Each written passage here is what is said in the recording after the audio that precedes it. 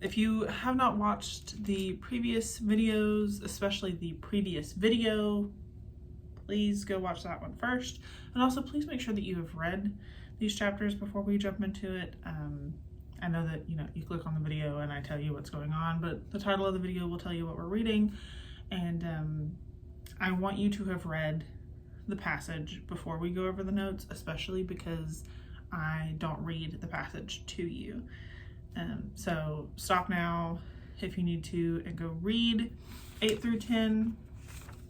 Preferably, you will have been doing the study along with us, so you will have maybe not just done, like literally, but you've just done 6 and 7. So I think I'm a little rambly today. It's a little bit later than I normally film, and so I think like all of the, honestly, probably sugar that I've had today is catching up to me. But yes. Okay, so chapter 8 opens with something that's really important that we talk about. So I'm probably going to spend more time here than maybe need be, but this is one of those things that trips people up a lot. We open with, but God remembered. And there's 2 things that I want to grab here. I first want to address that God does not forget things, right? So when we say that God remembered, or the writer here says that God remembered, we are not saying that God forgot about Noah. He forgot that he flooded the earth and then was just chilling in heaven and goes, oh crap, like he forgot something in the oven or something. It's not that kind of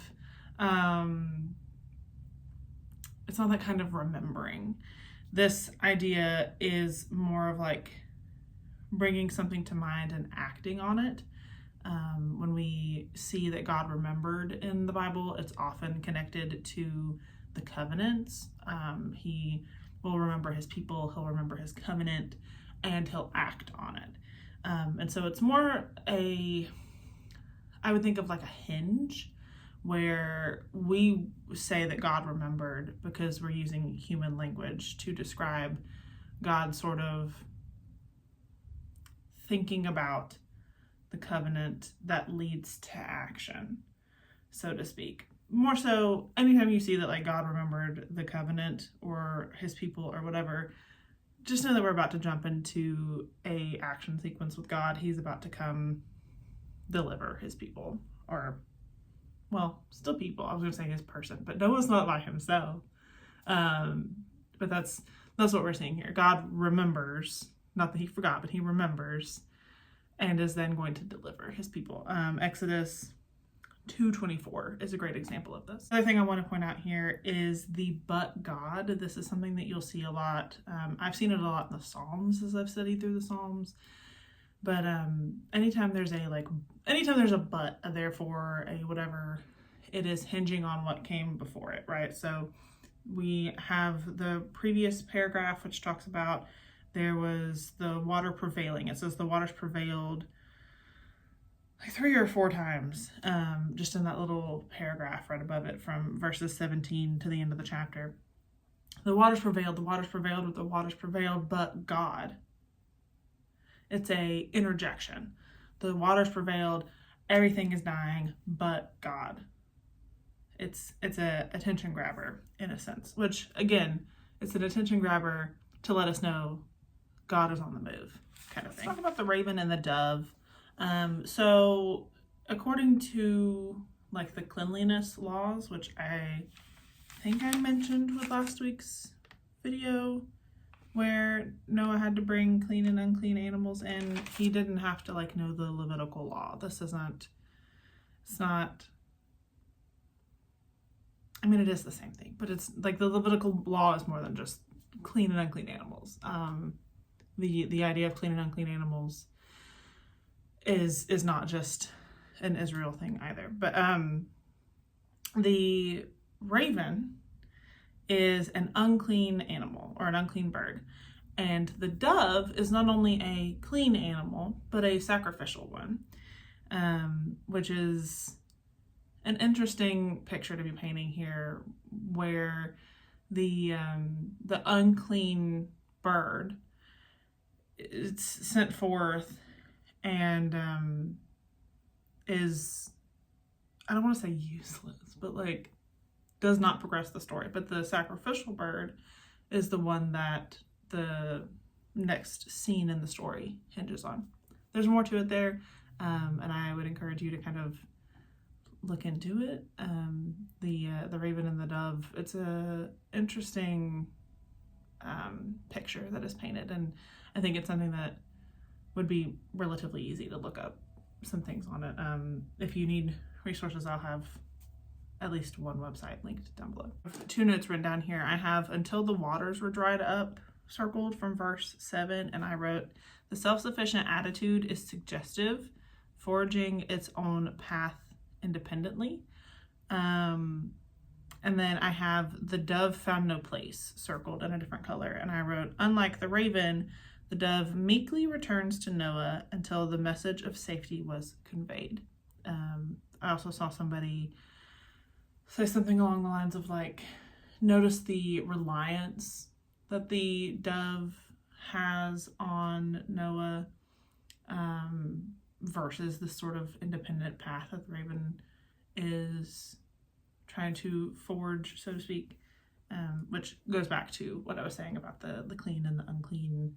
There's clearly like some sort of picture being painted here. I jump down to verse 13. It says, in the 601st year, in the first month, the first day of the month, the waters were dried from the earth. And Noah removed the covering of the ark and looked, and behold, the ground was dry. And in the second month, on the 27th day, the earth had dried out. Then God said to Noah, go out from the ark. I have then God said circled, but you could circle a couple of different things here to take this note if you take notes like I do. And I wrote, Noah waits for divine injunction to leave the ark. So he looks and he sees that the waters have abated. He looks and he sees that the ground is dry, but he still doesn't do anything until God says, go. Chapter 9 opens with a new cultural mandate. Cultural? Did I say cultural? I'm tired.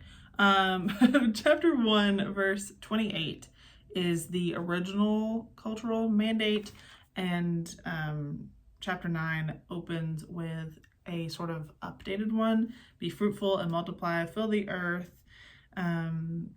The fear of you and the dread of you shall be upon every beast of the earth and upon every bird of the heavens, upon every creeping thing. It's different wording than having dominion over things. Notice that. And then also there is a change in what they are allowed to eat. Notice that. Verse 6, for God made man in his own image, harkens back to the verse above the original cultural mandate, which is 127, the image of God. I have in my Bible, I don't know how well you'll be able to see it. Oh, you can actually see it kind of well. This sort of light green highlighting. I went through and highlighted the word covenant because it's repeated several times. And of course, repetition is important. We've talked about this. So if you want to do something similar, you can. It's important that this is a covenant because covenants are like binding in a way that someone just saying something isn't, though really anything that God says is not binding because that word means something. But obviously God is not a liar, so if he says something, he means it. But there's a emphasis to anything that is a covenant, right? Like you're dating someone and that's important. You're married to someone and that's a covenant, right? Like there's an elevation to it, so to speak. The flood did what it was supposed to do. God had a purpose in bringing the flood. That purpose was achieved, and so it does not need to happen again. And as a promise to say like it's not going to happen again, he sends the rainbow, and the rainbow is a sign of the covenant. This is in verse 12. I have this circled, and I wrote, links together God's future covenants involving the preservation / giving of life. Thus, the signs of circumcision, Sabbath, and baptism. Signs of covenants are to bring to mind the salvific preservation of God. And so when you see the rainbow and we all look and we go, oh, it's a sign of God's promises, I want you to know that it's a little more than that. And that is like my main and where I start to get like pet peeved about it, because we all love looking at rainbows in the sky, right? And I think we've all taken a picture of the rainbow and at least had some sort of urge to be like, that's God's promises, whether you say it to somebody beside you or like post it on the internet or whatever. And it's a covenant is a promise. It is God's promises. But covenants are not just like thrown around willy-nilly. God's covenants are attached to his provision. We'll have the Abrahamic covenant coming up. And this is the promise to bless the nations and to give the promised seed, which will short-term be Isaac, but long-term be Jesus. And so the Abrahamic covenant points to Christ and the saving work of it, of the cross and of the whatever. I feel like I'm spiraling a little bit. But we have the Mosaic covenant, which is tied up in the law, but it's attached to the Exodus story. So coming out of slavery and all of that, which is a foreshadowing again of Christ. And then we have the Sabbath for that. And so then the sign of baptism, which is the final sign of a covenant, and it is attached to the cross. So these covenants aren't just tied up, like God promises to like always be with us, and that's ultimately attached to a covenant. But the rainbow isn't attached to that promise. The rainbow is attached to the promise of preservation. And I know that I rambled a little bit, but I hope that made sense. I really badly want us to all understand this, and I think I'm just too excited about it to explain it well. But I hope I ended up explaining it well, just maybe the long way. If I didn't, obviously comment down below. Verses 18 through the end of 9. I think I said that the last half of 9 was a genealogy. It kickstarts the genealogy, but it's not a genealogy. But it is a retelling of the fall. So we have a man of the soil, Genesis 2, 7 and 8. And he planted a vineyard, a garden. And he drank the wine and became drunk and laid uncovered, Genesis 3:6. And then he goes on to have, we know about the children who even further this sin, or the child who furthers this sin, which points back to Cain.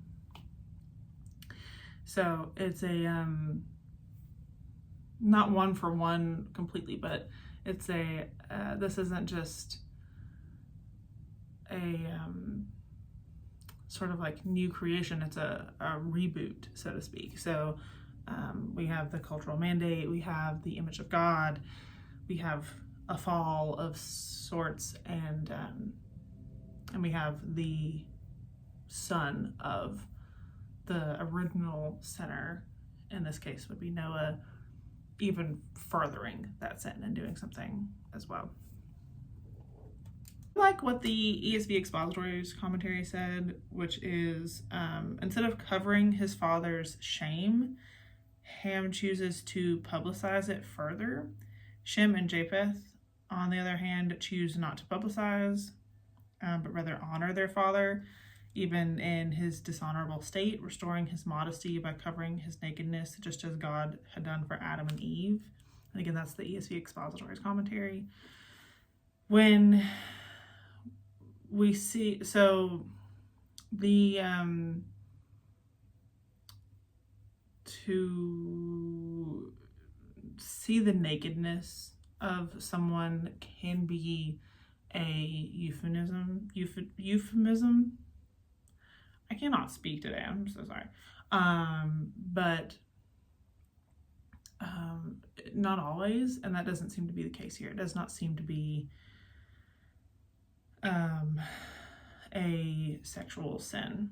The same way that Eden and the fall sometimes gets tossed around as a sexual sin and does not actually seem to be. I think we just want it to be more than it is, but do not read things into biblical texts. Last verse of chapter 9, it says, after the flood, Noah lived 350 years. All the days of Noah were 950 years and he died. It was actually the last two verses. I don't know how to count. Is the missing end to chapter 5. So chapter 5's genealogy kind of stopped abruptly. If you remember the pattern I had you all learn, but someone lived, they fathered, and they died.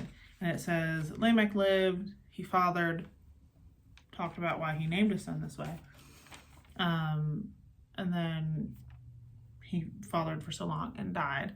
And then Noah was an age, and it very much breaks that pattern. But after the flood, he lived, and then he lived so many years and died. So we're reconnecting back to that genealogy, and we're opening into a new one with chapter 10. Now, chapter 10 is called the Table of Nations by scholars, and it's because we're breaking into a lot of different nations.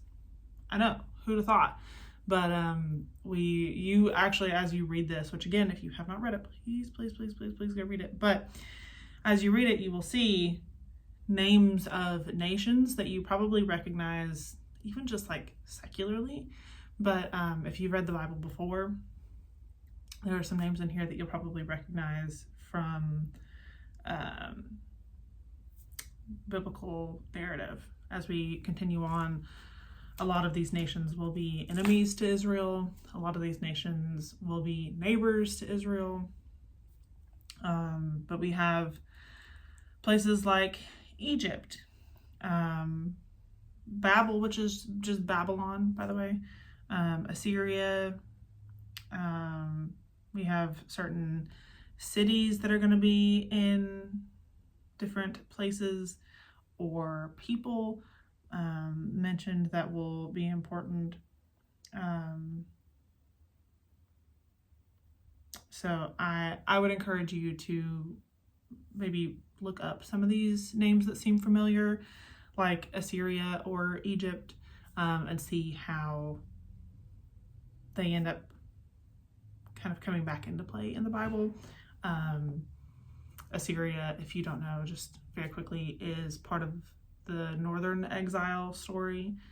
So northern Israel gets exiled by Assyria, and then the southern tribes, such as Judah, gets exiled by Babylon. So these two come into play in, what was that? 700 and 586 BC, I think, is Babylon. I can't remember when the northern exile is, though, but I think 586 for the southern. And then, of course, Egypt we'll see shortly with Exodus. And Egypt actually will come into play towards the end of Genesis as well, if you don't know. One thing I do encourage, if you are in your Bible note taker, is because it's a genealogy and we kind of look at it and we go, yuck, people, right? I have in this bright yellow color right here highlighted from verse 22 Arpachshad? Arpachshad? I actually don't know how to pronounce that. The sons of Shem, which is Elam, Asher, whatever. And then verse 24, all of verse 24 is that underlining. This is the line of promise. This is the one that will go on to create the line of Abraham, and then eventually we'll get to David and then Jesus, right? So yeah, that's it. I know, surprise, but that's it.